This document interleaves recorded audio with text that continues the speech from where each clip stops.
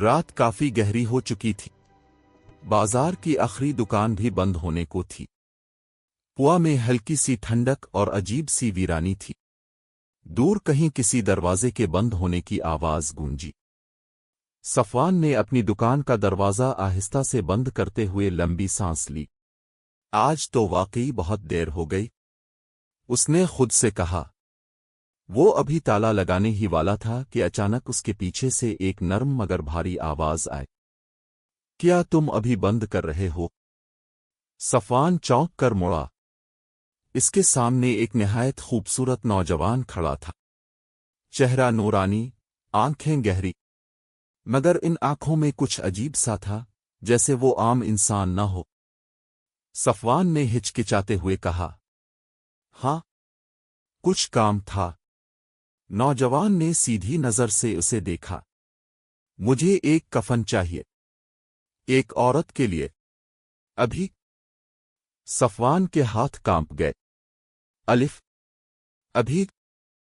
اس وقت نوجوان نے آہستہ سے مسکرا کر کہا، ہاں، ابھی، وقت کم ہے۔ صفوان نے تھوڑا پیچھے ہٹتے ہوئے دروازہ کھولا۔ آؤ اندر۔ دونوں دکان کے اندر آ گئے۔ چراغ کی مدھم روشنی میں وہ نوجوان اور بھی پراسرار لگ رہا تھا۔ صفوان نے کپڑا نکالتے ہوئے پوچھا، کس کے لیے چاہیے؟ کوئی رشتہ دار؟ نوجوان نے تھوڑی دیر خاموش رہ کر جواب دیا، ایک امانت ہے جسے واپس کرنا ہے۔ صفوان کا دل زور زور سے دھڑکنے لگا۔ نام؟ صفوان نے پوچھا۔ نوجوان نے سر اٹھایا۔ نام جاننا ضروری نہیں، لیکن اگر جاننا چاہتے ہو تو پہلے ایک پہیلی حل کرو۔ صفوان حیران رہ گیا۔ پہیلی؟ نوجوان نے آہستہ آواز میں کہا، جو جیتا ہے مگر زندہ نہیں، جو بہتا ہے مگر پانی نہیں، جو ختم ہو جائے تو سب کچھ ختم ہو جائے، وہ کیا ہے؟ صفوان کچھ لمحے سوچتا رہا، پھر اس کے چہرے پر سنجیدگی آئی۔ وقت، اس نے آہستہ سے کہا۔ نوجوان کے لبوں پر ہلکی سی مسکراہٹ آئی۔ تم سمجھدار ہو۔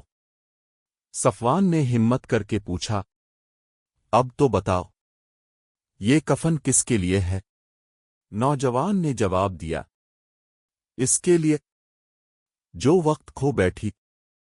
یہ سن کر صفوان کے جسم میں سنسنی دوڑ گئی۔ اسی لمحے دکان کے باہر سے کسی کے قدموں کی آواز آئی۔ صفوان نے چونک کر دروازے کی طرف دیکھا۔ اس وقت کون ہو سکتا ہے؟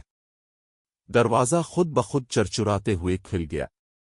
ایک بوڑھا آدمی اندر داخل ہوا، اس کی آنکھیں خالی اور چہرہ زرد تھا۔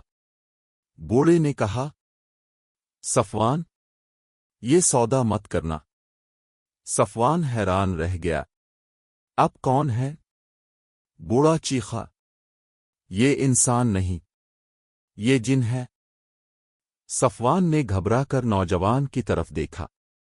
نوجوان خاموشی سے کھڑا تھا، مگر اب اس کی آنکھیں سیاہ ہو چکی تھیں۔ تم نے اسے کیوں بلایا؟ نوجوان نے سرد لہجے میں کہا۔ بوڑھے نے کہا، میں اسے بچانے آیا ہوں۔ صفوان پسینے میں بھیگ گیا۔ یہ سب کیا ہو رہا ہے؟ نوجوان نے ایک قدم آگے بڑھایا۔ اب تمہیں دوسری پہیلی حل کرنی ہوگی، ورنہ تم بھی اسی کی طرح ہو جاؤ گے۔ صفوان کی آواز کانپی۔ کاف، کون سی پہیلی؟ نوجوان نے کہا، ایک گھر ہے جس میں دروازہ نہیں، ایک جسم ہے جس میں جان نہیں، ایک راز ہے جو ظاہر ہو تو موت بن جائے، وہ کیا ہے؟ صفوان نے آنکھیں بند کر لیں۔ بوڑھا بے چینی سے اسے دیکھ رہا تھا۔ جلدی کرو، بوڑھا بولا۔ صفوان نے سوچا، پھر اچانک اس کی آنکھیں کھل گئیں۔ کفن، اس نے کہا۔ نوجوان کے چہرے پر مسکراہٹ پھیل گئی۔ تم نے صحیح جواب دیا۔ اچانک چراغ بجھ گیا۔ دکان مکمل اندھیرے میں ڈوب گئی۔ صفوان نے گھبرا کر کہا، کاف کون ہے؟ اندھیرے میں نوجوان کی آواز گونجی۔ اب تیسری آزمائش۔ اچانک صفوان کو لگا جیسے کوئی اس کے کان کے قریب آ کر بولا ہو، کفن اسے دو، مگر دیکھے بغیر۔ صفوان کے ہاتھ میں کپڑا تھا۔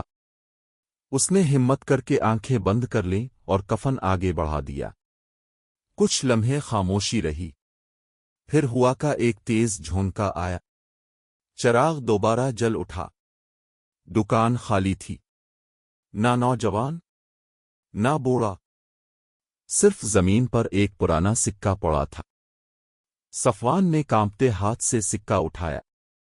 اس پر لکھا تھا، جو ڈرتا ہے وہ بچ جاتا ہے، جو دیکھتا ہے وہ ختم ہو جاتا ہے۔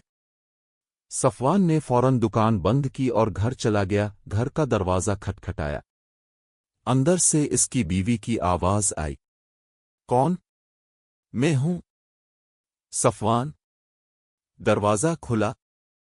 اس کی بیوی نے اسے دیکھا تو فوراً بولی، اتنی دیر؟ خیریت ہے؟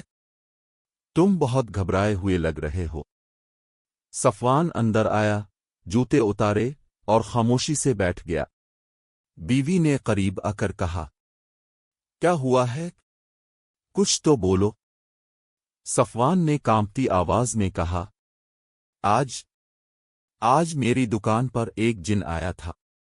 بیوی ایک لمحے کے لیے ساکت رہ گئی، پھر بولی، یہ کیسی بات کر رہے ہو؟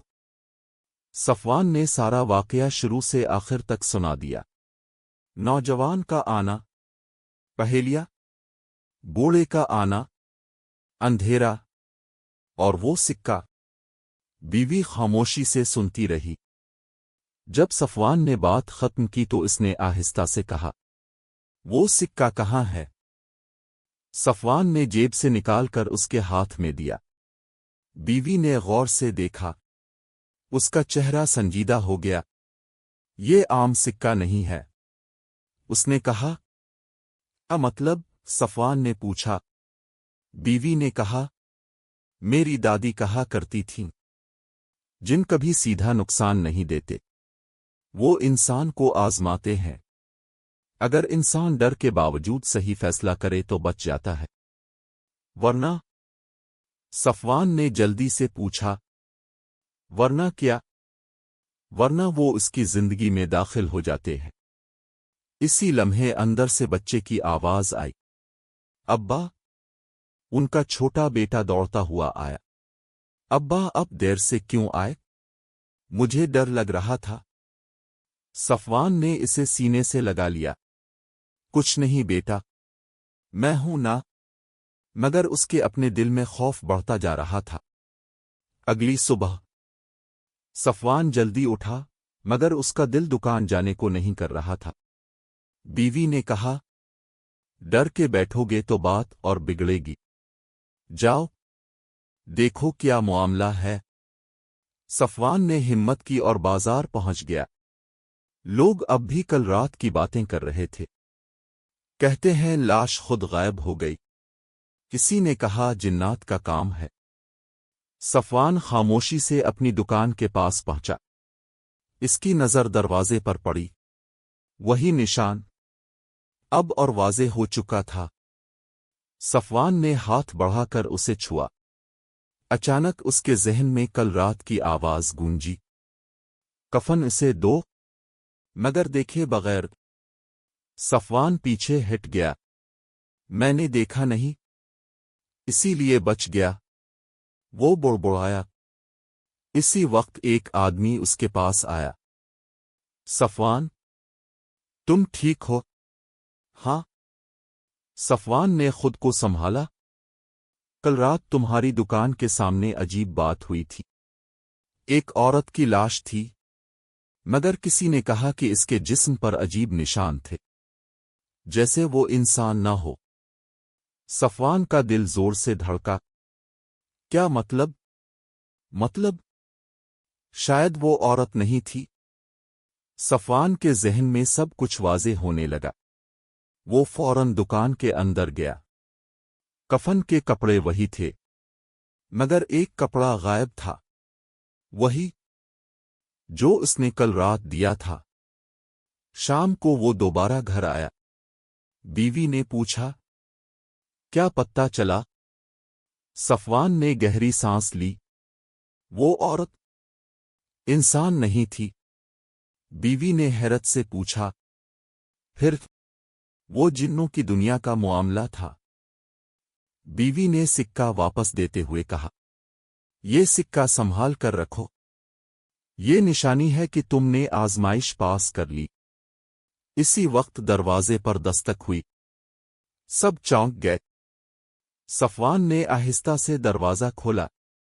बाहर कोई नहीं था, सिर्फ जमीन पर एक छोटा सा कपड़े का टुकड़ा पड़ा था। सफवान ने इसे उठाया। वो इसी कफन का हिस्सा था और उस पर हल्के से अल्फाज लिखे थे, अमानत वापस हो गए। सफवान ने आसमान की तरफ देखा। इसके दिल से बोझ हल्का होने लगा। रात को वो अपने बच्चों के साथ बैठा था। बेटा बोला, अब्बा, क्या वाकई जिन होते हैं? सफवान मुस्कुराया, हाँ, होते हैं, मगर हर जिन बुरा नहीं होता। कुछ सिर्फ अपना काम करते हैं, जैसे हम करते हैं। बीवी ने कहा, असल बात यह है कि इंसान को हर हाल में सच और एहतियात का रास्ता इख्तियार करना चाहिए। सफवान ने सर हिलाया। अगर मैं लालच करता या खौफ में आकर गलत फैसला करता तो शायद आज मैं तुम सबके पास न होता। बच्चे खामोशी से सुन रहे थे। सफवान ने आहिस्ता से कहा, याद रखो, हर मुश्किल एक आजमाइश होती है। अगर अक्ल और सब्र से काम लो तो रास्ता खुद बन जाता है। कुछ दिन गुजर गए। बाजार फिर से वैसा ही हो गया, मगर सफवान बदल चुका था।